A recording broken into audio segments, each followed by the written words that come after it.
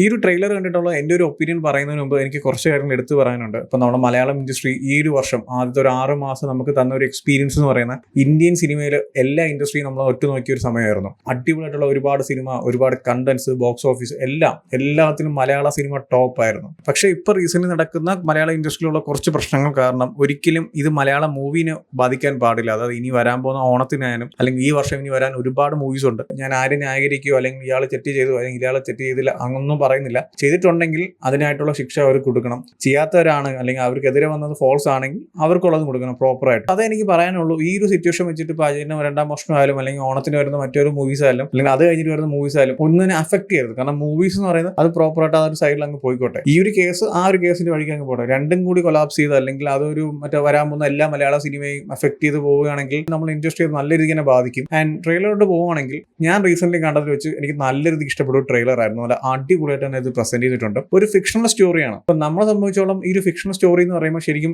ഏത് ടൈം വന്നാലും നമ്മൾ അക്സെപ്റ്റ് ചെയ്യും, നമ്മൾ അടിപൊളിയായിട്ട് തന്നെ എൻജോയ് ചെയ്യും, നല്ല രീതിക്ക് വർക്ക് ആവാനും ഉണ്ട്. കാരണം ഇപ്പം അനന്തപുരമായാലും ബ്രഹ്മയുഗമായാലും അല്ലെങ്കിൽ അതുപോലത്തെ ഒരു ഫ്ലോക്ക് ബേസ്ഡ് ആയിട്ടുള്ള ആ ഒരു നാട്ടിൻപുറത്തെ സ്റ്റോറിയൊക്കെ സംസാരിക്കുന്ന മൂവീസൊക്കെ എപ്പോഴും ഇവിടെ വർക്ക് ആവുന്ന ഒരു കണ്ടന്റ് തന്നെയാണ്. ഇവിടെ മാത്രമല്ല അത് എല്ലാ ഇൻഡസ്ട്രിയിലും വർക്ക് ആവുന്ന ഒരു കണ്ടന്റും കൂടിയാണ്. അതും ഫ്രം മലയാളം എന്ന് കൂടി പറയുമ്പോൾ അത് ഭയങ്കര രീതിയിൽ തന്നെ കണക്ട് ആവും. സോ അതുകൊണ്ട് തന്നെ ഈ ഒരു മൂവി എന്ന് പറയുന്ന ഒരു ഫോക്ക് ഫിക്ഷണൽ സ്റ്റോറിയാണ്. ഒരു 3 ജനറേഷനിലുള്ള കഥ പറയുന്ന സിനിമയാണ്. ഇപ്പൊ ട്രെയിലർ തന്നെ അത് കാണിക്കുന്നുണ്ട്. ഒരു 3 ജനറേഷൻ ഓഫ് കള്ളന്മാർ അല്ലെങ്കിൽ ഒരു കള്ളൻ പിന്നീട് ആ ഒരു കള്ളന്റെ ബാക്കിയുള്ള തലമുറകളെ കുറിച്ച് കണക്ട് ചെയ്താണ് സിനിമ സംസാരിക്കുന്നത്. ആൻഡ് എൻ്റെ ട്രെയിലർ വാസ് ലൈക്ക് അടിപൊളിയായിരുന്നു. ഓരോ സീക്വൻസും നിങ്ങൾ ഓരോ ഫ്രെയിമും പോസ് ചെയ്ത് നോക്കിയാലും അത് വളരെ നൈസ് ആയിട്ട് ആ സ്റ്റാർട്ടിങ് ആ ഒരു കോമറ്റ് വരുന്നത് തൊട്ട് ആ ഒരു എൻ സീക്വൻസ് വരെ വളരെ പെർഫെക്റ്റ് ആയിട്ട് ടൊവിനോ ആയാലും ബാക്കിയുള്ള ആക്ടേഴ്സ് ആയാലും അല്ലെങ്കിൽ ഒരു എന്റർടൈൻഡ് എക്സിക്യൂഷൻ ആയാലും എല്ലാം പെർഫെക്റ്റ് ആയിട്ട് തന്നെ ചെയ്തിട്ടുണ്ട്. അപ്പം CG ആയാലും സൗണ്ട് ആയാലും ആ ഒരു ഫ്രെയിംസ് ആയാലും എല്ലാം ഫ്രെയിംസ് എനിക്ക് തോന്നുന്നു ജോമോൺ ടി ജോൺ ആണ്. കാരണം അത്ര കിടിലം ഫ്രെയിംസ് ആയിരുന്നു. ആൻഡ് എസ്പെഷ്യലി എടുത്ത് പറയേണ്ട ഇതിൽ CG വർക്കാണ്. CG വർക്കൊക്കെ നല്ല അടിപൊളിയായിട്ട് തന്നെ ഒരുപാട് ഏരിയാസ് ഞാൻ കണ്ടായിരുന്നു. നല്ല അടിപൊളിയായിട്ട് കോമ്പോസിറ്റ് ചെയ്ത് വെച്ചിട്ടുണ്ട്. നല്ലൊരു ഫീൽ ഉണ്ട് അത് കാണാനായിട്ട്. അല്ലാതെ നമ്മൾ ഇതിന്റെ ഗ്രീൻ സ്ക്രീനിൽ ഷൂട്ട് ചെയ്തുകൊണ്ട് ജസ്റ്റ് പ്ലേസ് ചെയ്യുന്ന പോലെയൊന്നും അല്ല. പ്രോപ്പറായിട്ട് ആ ഓരോ സീക്വൻസിന് എന്താണ് വേണ്ടത് അല്ലെങ്കിൽ ആ സീൻ എലിവേറ്റ് ചെയ്ത് അല്ലെങ്കിൽ ആ ഓഡിയൻസിന് എങ്ങനെ എത്തിക്കണം, സോ അതിനായിട്ടുള്ള പ്രോപ്പറായിട്ടുള്ള CG വർക്ക്സും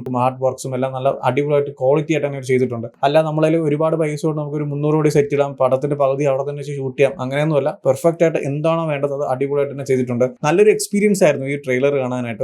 ഒരു വർഷത്തിന് മുമ്പാണ് എനിക്ക് തോന്നുന്നു ഒരു ടീസർ വന്നിട്ടുണ്ടായിരുന്നു. പിന്നീട് ഒരുപാട് കാലമായി ഇപ്പം ട്രെയിലർ വന്നു. സോ അതും ഇത്ര വെയിറ്റ് ചെയ്തിട്ടാണെങ്കിൽ നല്ല അടിപൊളി ഒരു ക്വാളിറ്റി ആയിട്ട് തന്നെ അവർ പ്രസന്റ് ചെയ്തിട്ടുണ്ട്. ഈ ഒരു മൂവി അനൗൺസ്മെന്റ് ആയി തന്നെ നമുക്ക് എന്താ പറയുക ഒരുപാട് എക്സ്പെക്ടേഷൻസ് ഒക്കെ വന്ന സാധനമാണ്. കാരണം അജയന്റെ രണ്ടാം മോഷണം എന്നൊക്കെ പറഞ്ഞ ഒരു ടൈറ്റിലും അല്ലെങ്കിൽ ഒരു 3 ക്യാരക്ടേഴ്സും അതിനെ റിലേറ്റ് ചെയ്തിട്ടുള്ള സിനിമ, സോ അങ്ങനത്തെ ഒരുപാട് ടോക്ക് വന്നപ്പോൾ തന്നെ ഒരുപാട് വെയിറ്റിംഗ് ആയിരുന്നു. ആൻഡ് ടീസർ വന്നപ്പോഴും അടിപൊളിയായിരുന്നു. ട്രെയിലർ വന്നപ്പോഴും അതിനേക്കാളും എനിക്ക് ഇഷ്ടപ്പെട്ടു. അതിനേക്കാളും ഒരു എന്താ പറയുക എക്സ്പെക്ടേഷൻ ആയാലും അല്ലെങ്കിൽ ഹൈപ്പ് ആയാലും കുറച്ചും കൂടി കൂടി എന്ന് തന്നെ വേണമെങ്കിൽ പറയാം. ആൻഡ് എടുത്തു പറയേണ്ട ഒരു ഹൈലൈറ്റ് ആയിട്ടുള്ള ഒരു കാര്യം എന്ന് പറയുന്നത് ഈ ഒരു മൂവി 3Dയിലാണ് ഷൂട്ട് ചെയ്തിരിക്കുന്നത്. കംപ്ലീറ്റ് 3Dയിലാണ്. സോ അതുകൊണ്ട് തന്നെ നമ്മൾ അധികം ഒന്നും മലയാള സിനിമയിൽ 3D എക്സ്പീരിയൻസ് ചെയ്തിട്ട് നമ്മൾ കുട്ടിച്ചാത്തനായാലും പിന്നെ അതിനുശേഷം 3D വന്നത് എനിക്ക് അങ്ങനെ അധികം പിടുത്തമില്ല. ഇനി വരാൻ പോകുന്ന ബറോസ് ആണ്.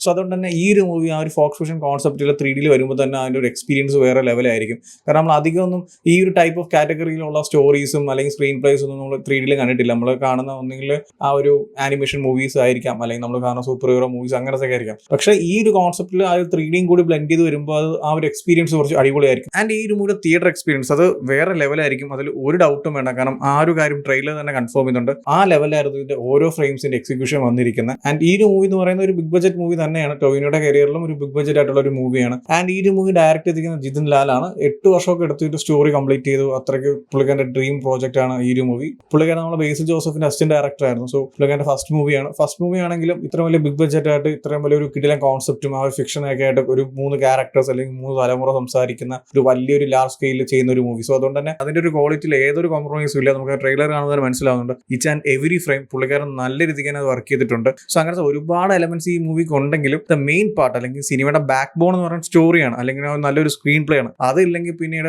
ഒന്നും പറഞ്ഞിട്ട് കാര്യമില്ല. എത്ര വലിയ മേക്കിംഗ് എന്ന് പറഞ്ഞാലും എത്ര വലിയ ക്വാളിറ്റി എന്ന് പറഞ്ഞാലും ആ ഒരു മൂവിനെ ഓഡിയൻസിനെ പിടിച്ചിരുത്തുന്ന ഒരു കണ്ടന്റ് ഇല്ലെങ്കിൽ അത് കയ്യിൽ നിന്ന് പോകും. സോ അത് എന്തുമാത്രം വർക്കായിട്ടുണ്ടോ നമുക്ക് സിനിമ കാണുമ്പോൾ തന്നെ മനസ്സിലാവും. എന്തായാലും ഓണത്തിന് മൂവി റിലീസാണ്. ആൻഡ് ഈ ഒരു മൂവി വൺ ഓഫ് ദ കിടിലം തിയേറ്റർ എക്സ്പീരിയൻസ് ആയിരുന്ന ഒരു മൂവിയും കൂടിയാണ്. ആ ഒരു കാര്യത്തിൽ ഏതൊരു ഡൗട്ടും വേണ്ട. കാരണം ഈ ഒരു 2.5 മിനിറ്റുള്ള ട്രെയിലർ തന്നെ ഇമാതിരി കിടിലം ക്വാളിറ്റി ഫ്രെയിംസും ഇമാതിരി കിടിലം സീക്വൻസ് ഒക്കെ ആയിരുന്നു. അത് ഇങ്ങനത്തെ ഒരു ഫിക്ഷൻ സ്റ്റോറി ലൈൻ ആ ഒരു മൂവി തിയേറ്ററിൽ പോയി 3Dയിൽ കാണുമ്പോൾ കിട്ടുന്ന ഒരു എക്സ്പീരിയൻസ് ഒക്കെ വേറെ ലെവലായിരിക്കും. ഓൾറെഡി ഈ ഒരു ട്രെയിലർ കണ്ടവരാണെങ്കിൽ നിങ്ങളുടെ ഒപ്പീനിയൻസ് എന്താണെന്ന് വെച്ചാൽ കമന്റ് ചെയ്യൂ. വീഡിയോ ഇഷ്ടപ്പെട്ടാൽ ലൈക്ക് ചെയ്യൂ, ഷെയർ ചെയ്യൂ. ഇതുപോലത്തെ കൂടുതൽ വീഡിയോസിനായി ചാനൽ സബ്സ്ക്രൈബ് ചെയ്യൂ. Thank you so much.